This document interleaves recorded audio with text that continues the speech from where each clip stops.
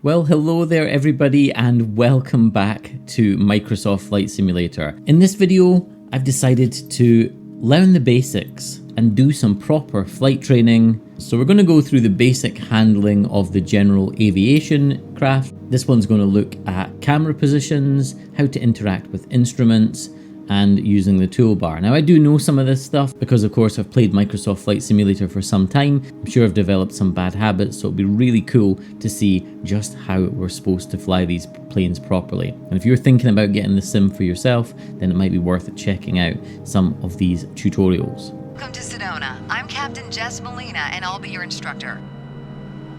For this lesson, we're going to start on the ground and focus on some basic concepts. Try to find and open the Basic Controls panel. Okay, basic controls are up here. The Basic Controls panel is a useful reminder of the button layout for the devices you're currently using. Now try to find and open the camera panel in the toolbar. Alright, we were there a second ago. The camera panel allows you to access the various views and camera modes of the simulation. Go ahead and close all the panels for now. Okay. In front of you is the yoke, the primary means of controlling the aircraft. In the simulation, you'll be controlling the aircraft with your peripherals of choice. So let's hide the yoke for now. They don't actually tell us how to hide the yoke, but it turns out if you click just behind the yoke, it makes it disappear. Some instruments allow multiple interactions. For example, rotating a dial clockwise or counterclockwise. In these cases, you need to lock the cursor onto them in order to interact. For example, take a look at the clock in the middle of the dashboard. Go ahead and lock the cursor on it. Now change the clock time.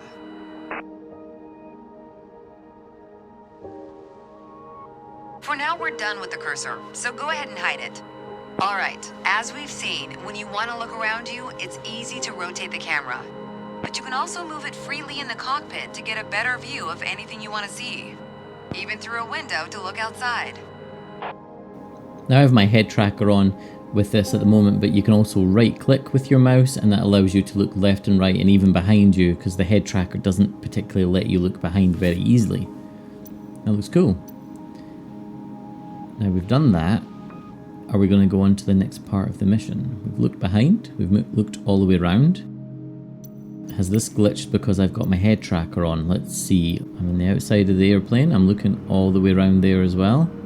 What more does it want me to do? Come on, game, tell me something. I think our teacher has given up for the day and gone home.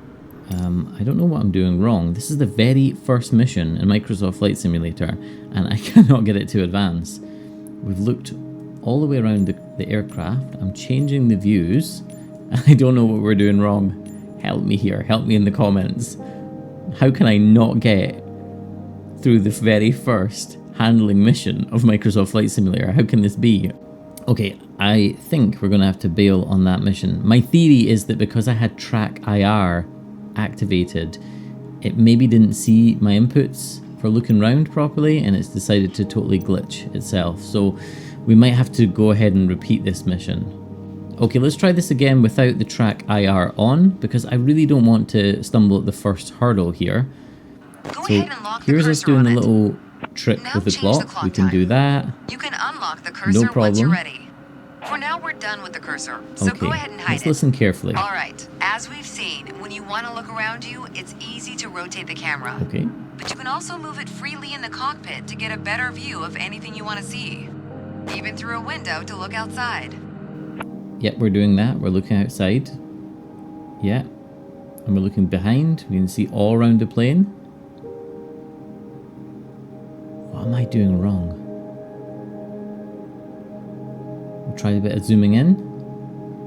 Alright, I give up with the first mission. What am I doing wrong? Why is this not advancing any further?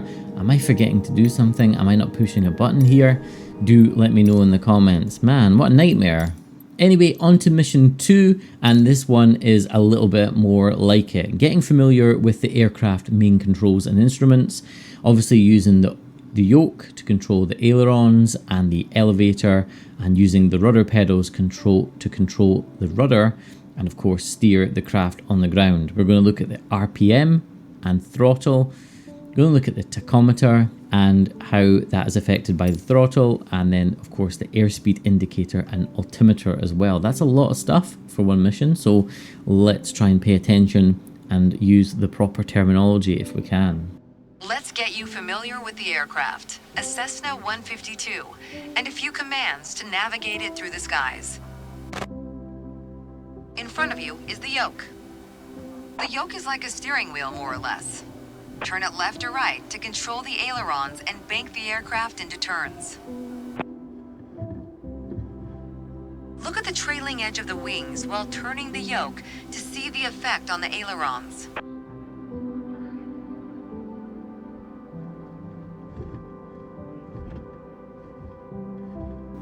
Yeah, we can see that happening. Ailerons are moving up and down when we adjust the yoke left and right. Okay. Now, the difference between the yoke and a steering wheel is you can pull or push on the yoke. This controls the elevator at the back of the aircraft to make it climb or descend. Look at the horizontal stabilizer while you pull on the yoke. You can see how it affects the elevator. Alright, they want us to look behind now while we pull and push on the yoke. Let's look behind. And yeah, we can see that. We can see the stabilizer flapping up and down there. Nice. Down at your feet are the rudder pedals. They steer the aircraft when you're on the ground. The upper part of the pedals also control your brakes. In the air, they control the rudder at the end of the vertical stabilizer to yaw the aircraft. This is mostly for small corrections, for coordinating turns or compensating for a plane's tendency to pull left during takeoffs and climbs. Look at the vertical tail while operating the pedals to see the effect on the rudder. Yep, we can see the rudder there moving at the back. Last but not least, the throttle is located near the center of the cockpit. Pushing forward will increase power, pulling back will decrease power. First, look at the throttle and select it. Keep it selected and push it forward to increase power. Alright, all the way. Power is increased. For 100%. Now pull it back to decrease power. All the way back to idle. Now we'll do the same without focusing on it. Deselect the throttle. Look away from the throttle and increase power. I don't know what this means, look away from the throttle. I don't know if they mean control it with the joystick rather than, because I have to look at it to do it here in the cockpit. Adjust it on the joystick instead, I guess is what they mean. And we'll set it back to idle. These tutorials are not the easiest to understand what they're looking for here. Excellent. When the engine is on, you'll be able to see the power change on your RPM indicator. You'll find it on the right side of the dashboard. This tells you how fast the engine is spinning in hundreds of revolutions per minute. Next, take a look at your current speed on the airspeed indicator. It's on the left in the main instrument panel. It measures the speed in knots. To check your altitude, look to the altimeter. It's on the right side of the main instrument panel. The altimeter has 3 hands, similar to a clock. The long, thick pointer indicates 100-foot intervals. The short, thick one is 1,000-foot intervals, and the long, thin one, 10,000-foot intervals. That's all for today. Next time, we'll see how it feels in the air. Alright, I'm excited about that. We managed to pass that mission. We got an A. I suppose we were always going to get an A for that one. And let's see how we get on with the third mission. It really bugs me that that first one we can't seem to be able to pass. I'm not sure what's going on with that. That was fairly simple. I kind of knew most of that stuff. It was good to get a reminder of how the altimeter works though with the 3 hands on it. That was useful. Okay, so we're going to just jump right into a familiarization flight now, which seems like a big step forward. We're going to now get a chance to fly the Cessna. In this lesson, you will get familiar with the aerial surroundings of Sedona, and perform some simple maneuvers under close supervision from your instructor. So we're going to learn how to look around. We're going to use the smart cam to focus on a point of interest. That's the airport.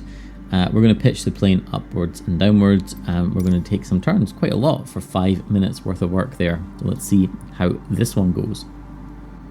It is beautiful up here, isn't it? What a sim. This session, we'll get started with some basic controls. Sound good? Sounds good to me. First things first, let's get familiar with your surroundings. Out your side windows, you can see we have great visibility over Sedona today. Beautiful, isn't it? Absolutely stunning. There's the town over there on the right hand side, I can see. I'm not sure where the runway is. It might be below us. We don't have GPS in this plane, so I'm hoping that she'll tell us this. She's gone a little quiet, which is worrying. Hopefully we don't have to land this thing ourselves. Where's she gone? Oh, there's the runway over there on the right. Yeah, I think because I've got my head tracker on here, that it, for some reason, it's just not triggering the next part of the mission. We're just going to fly off into the abyss here. So as much as I love having the head tracker on, I think for these missions I'm going to have to be careful and maybe turn it off. Let's look left, right, let's look all the way around. There we go. This is Red Rock territory. Beautiful, isn't it? See if you can spot the Sedona airport. The runway should be a pretty easy landmark to find. Yeah, there's the runway, Okay, there's the let's airport move there. on. No problem. We already talked about basic controls while we were on the ground. Time to see how it all feels in the air. The aircraft is currently set to a cruise attitude. The position it should be in for regular flight. So we're flying at about just under 6,500 Alright, now let's feet. try banking into a turn by moving the yoke. I'll go first. Alright, let's watch what she's doing here. So the aircraft is slowing down ever so slightly, and you can see on the attitude indicator here that we're lined up with about the first notch around, or the second one, whatever way you want to look at it. General rule, Feels like a fairly tight bank. your turns under 30 degrees. Alright, and then she's leveled off right there again. Kept the speed pretty close to the 100 knots mark. Okay, so we'll have to try and do the same. Go ahead and try rolling to the right. You have I'm intentionally controls. sitting quite high here just for visibility. Turn right, toward the city of Sedona. Alright, so let's keep the nose down enough to maintain the speed, and let's lean into this as best we can. I'm probably a little bit slower at it than she is. I'm shaving off probably a bit too much speed, if anything. We're dropping to about That's 90. good. As we're flying towards Sedona, let's try climbing up and down. Gently pull on the yoke to climb. Give it a try. Alright, let's try and do this. Pull back. We'll sit down Excellent. a little bit here so we can see our positioning For the relative to the descent, horizon. it's the same principle, except you're pushing on the yoke. Go ahead, And gently push pitch down. down. Everything should be done nice and gently so as not to stress the aircraft too much. There we go, and we're climbing beyond 100 knots. Alright, that seems like fast enough for me.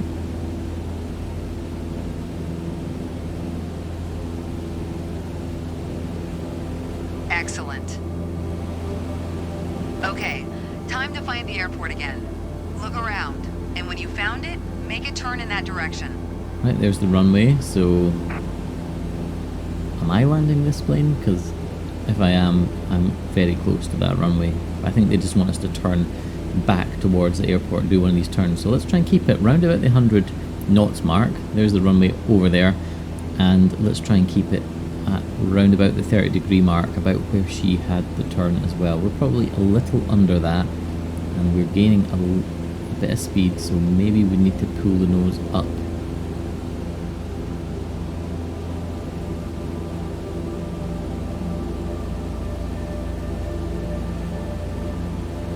Let's pull up the nose. So I think we're diving a bit too much there.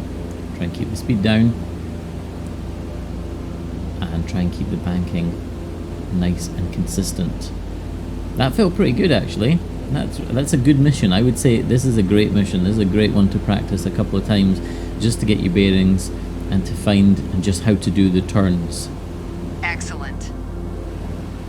Alright, we got an A for that one. Yeah, we lost a few points on because my head tracker was on at the start and we were very slow to pinpoint those locations, so that's where we lost out. Not worth repeating that one though, because we know what we're doing. We got a grade A for it, so that I will take. On to the fourth mission, and this is attitude, otherwise known as pitch. Attitude refers to the aircraft's nose position relative to the horizon. There are 3 pitch attitudes controlled by the elevator, and in this lesson you will learn to climb, cruise and descend. In the image to the right, the dashed lines represent where you will see the horizon on your windshield during a climb or a descent. We're also going to look at the relationship between pitch and speed. Of course, if we're pitched down, our speed is going to increase and vice versa. This is a good one. I'm looking forward to this one because this is something that I never know how much to pitch the plane when we're coming in for a landing and how much to pitch the plane when we're taking off. So this is going to come in really useful, I think, just to get a feeling for how much is acceptable, especially on general aviation craft like this Cessna 152. To help demonstrate pitch, I've drawn 3 lines on the windshield. Notice how the middle line matches the horizon while we're flying level. This is the cruise attitude. The lower dotted line is the climb attitude, and the upper one is the descent attitude. Let's dig deeper into what that means. Pull back gently on the yoke until the climb attitude line matches the horizon. Then maintain that attitude. Alright, this is taking quite a bit of a pull. I'm sitting down in the cockpit. I know you can sit high, and I often do that just to get a good view of my surroundings, but you'll have to be sitting down low at the default position here for this to work. According to your altimeter, we're gaining altitude. Okay, yep, we are. But we're losing airspeed, proving you can't avoid basic physics while making a climb. Yep, that's correct. We're losing speed and we are gaining an altitude there. Excellent. Now let's level back out. Alright, let's do this nice and smoothly. I imagine Our speed is increasing and our altitude is stable. we're going to get maximum points for being That's smooth good. here. Push gently on the yoke until the descent attitude line matches the horizon. Alright, let's push Then down. maintain that attitude. Okay. Let's try and get that to line up. As expected, with a nose down attitude, our altitude is decreasing while our speed is picking up. Oh yeah, and that's went quite rapidly. This thing speeds up good. quickly. Okay, bring us back to level flight. Alright, let's pull back and get back on that Now your horizon with speed the is center line. decreasing and your altitude is stable. Perfect. That's okay. Try to make only small adjustments to your pitch to avoid overcorrection. Oh, I don't think she was happy with that. I thought it was being pretty smooth there as well. Only a B for that one, 6,200.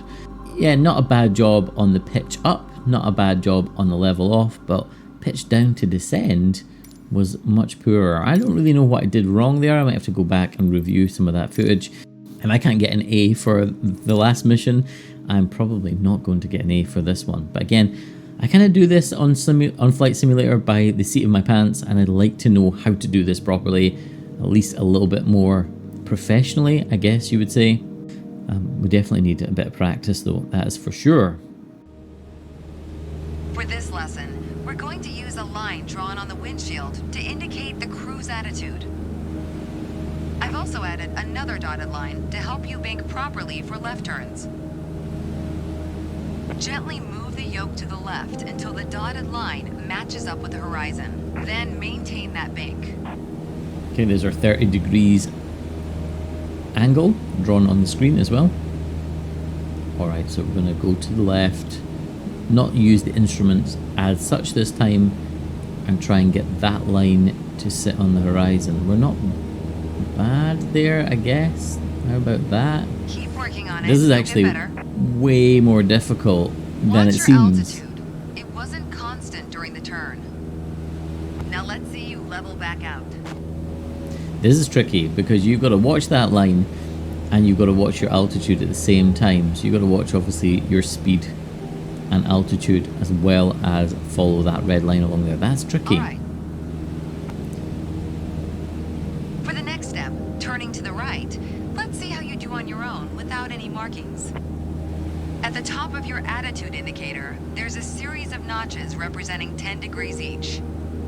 As a general rule, you always want to keep your turns under 30 degrees. Start banking right until you're lined up with the second notch to the right on the attitude indicator. Then maintain that 20-degree bank while remaining at the same altitude until I ask you to stop. The second notch on the right. I think it's that one they're talking about, isn't it? That surely was the same amount of banking that we were doing before. Oh, and we're trying to keep our altitude constant as well. That's not easy. Keep working to maintain a constant altitude during the turn. We're dropping slightly. Level us back out now. That's tricky to do that and keep it so accurate. I need a lot of practice on that.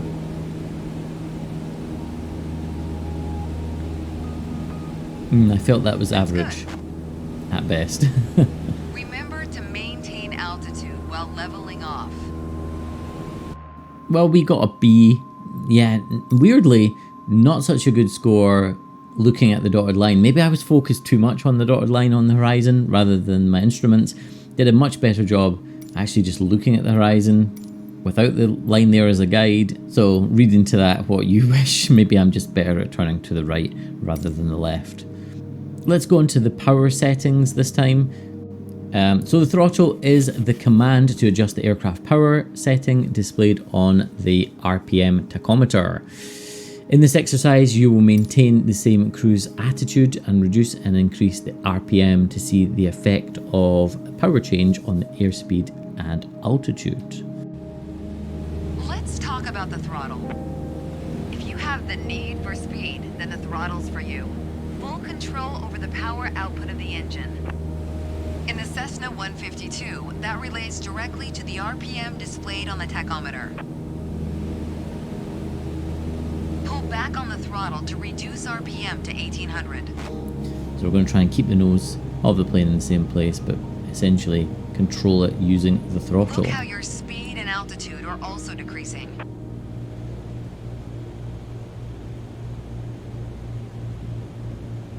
Excellent. Okay, let's throttle back up to 2400 RPM. Alright, let's do that. Let's bring it back up to nearly the red line.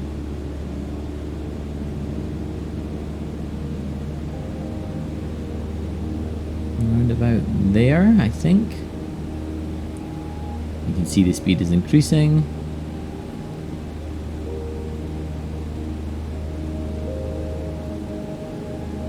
And our vertical speed is coming back towards zero again. As long as you maintain the same attitude, your altitude will keep climbing as well. Nice. That was excellent. All right, With that was piston a planes compliment. Like this Cessna, it's common to have power targets defined in RPM. Oh, we got an A, 8,200. We did a decent job there. I'll take that. Okay, on to straight and level flight. Oh, look at all these dials and controls that we're going to be using. Familiarize yourself with the attitude, that's the pitch, and power relationship. Changing one or both will result in a difference in speed, altitude, or heading. Attitude plus power equals performance. You also discover the trim wheel to help you maintain the desired attitude. So we're going to accelerate and decelerate at a level altitude and refine aircraft handling skills. Oh, this is ramping up pretty quickly here. In this lesson, let's take a look at the relationship between attitudes and power settings. Attitude plus power equals performance. We are currently at 5,500 feet in a cruise attitude. The aircraft's nose is positioned under the horizon and cruise power is at 2,300 RPM.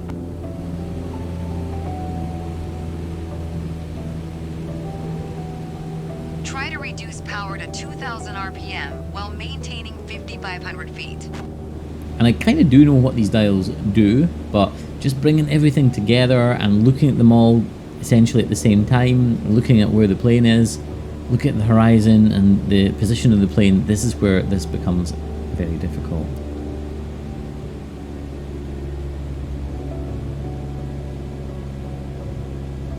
Great. You probably noticed, to maintain altitude, you need to pitch the nose up. You could just keep pulling on the yoke to hold steady, but that's not really a precise means Field of of view control. and your focus well away Probably better from to adjust what's your outside trim the wheel aircraft until you to don't all need to of these push or pull controls. on So the yoke. if you Drag are the a trim casual down flight when you simmer need to set the and you nose don't up. use the instruments Drag it enough, up to these set the nose little down. tutorials really focus your mind and your eyes on what's happening inside the Try aircraft. adding trim to keep us at 5,500 feet without increasing throttle.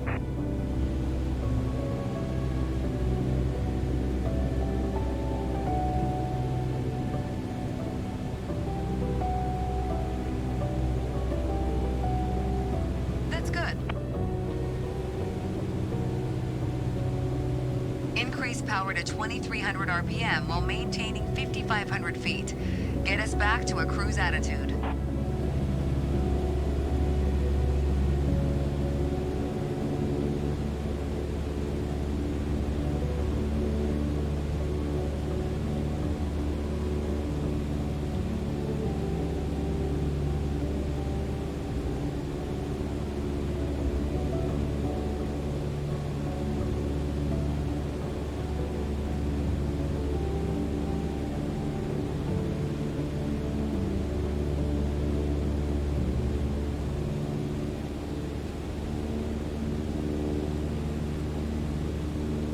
Excellent. Now adjust the trim. Let's just try and adjust the trim here. I've just got it assigned to buttons on my joystick as opposed to a trim wheel as such. But that seems to be about where we want to be. Trim the aircraft to maintain 5,500 feet.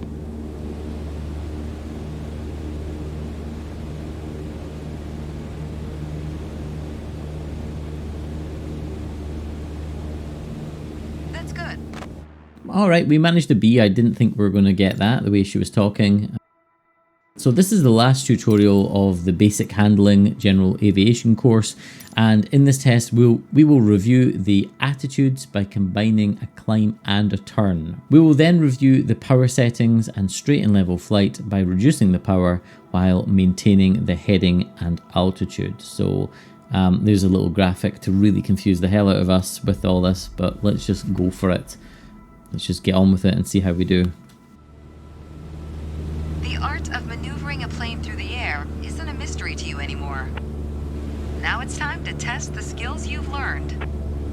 As you can see, we're cruising at 6,000 feet on a north heading of 360 degrees. Start by descending to 5,500 feet while maintaining a northerly heading. Alright, so we've got to watch our compass and keep the plane facing north, While which is where we're descending, going at the reduce moment. throttle to avoid overspeed. Yeah, let's pull back the throttle, so maybe down to about 2,000 revs maybe. And we're looking for 5,500, so let's just do this gradually. Again, I'm trying to point the plane at that descent pitch that we learned about earlier today. And we're doing good for our heading. We're just about there, so I'm going to just bring the nose up a little bit as we get towards 5,500. Revs are good, speed looks good. That's good. Now climb to 6,000 feet and turn to a south heading. On the Cessna 152, you need full power to climb effectively. Alright, that's what I was wondering about. How much power do we add? Give it full power, and we're going to turn. And I was better at turning to the right, if you remember that from before, so I'm going to try and do a rightward turn. Let's let the revs build up. I don't know if she wants us to turn and climb at the same time, I'm not sure. So what I'm going to do is I'm going to try and get up to the 6,000 feet, and then I'm going to do the turn. I don't know if that's the proper way of doing things, or are you supposed to combine both of these techniques together? I'm not sure.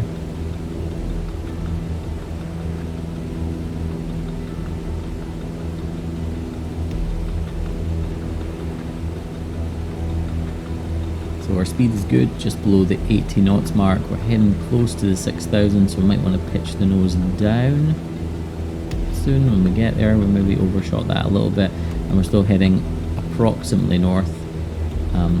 So give it a little bit less revs. And there's Sedona Airport over there at our 12 o'clock position just now. I'm watching the speed.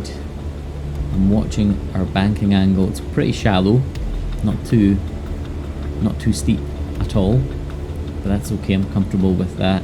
Our altitude is just about the 6,000 mark. We're actually a little bit pitched down at the nose, so let's pull back a little bit to try and hold that on the 6,000 if we can.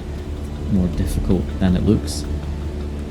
Everything is looking okay. I can see our heading indicator is turning.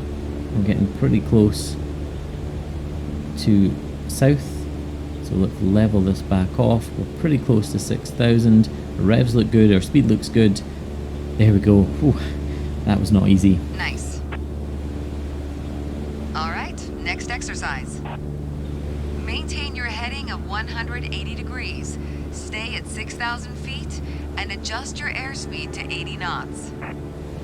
Alright, so we're just a little bit above 80 knots, so this is going to just be involving using the throttle, reducing that slightly, and setting the trim, which again I'm not the best at, but let's have a go. There we go. I think that's pretty good. Excellent. So there's the end of that mission. Our descent was, we lost quite a lot of points during the descent. Don't know what I did wrong there. Maybe I was just not on the correct heading, or maybe I wasn't descending quick enough. I'm not sure. Let me know in the comments if there's anything that you saw that stood out to you.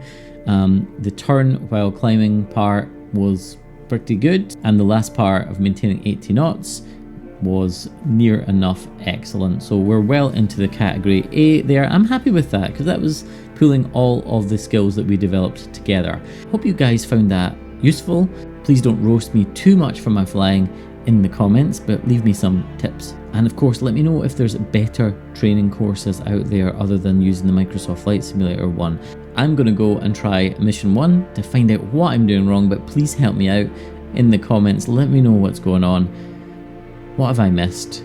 Hope you've enjoyed the video. Thank you so much for watching and making it this far to the end. If you enjoyed the video, then you know what to do, but most importantly, have an excellent day, and until the next one, take care.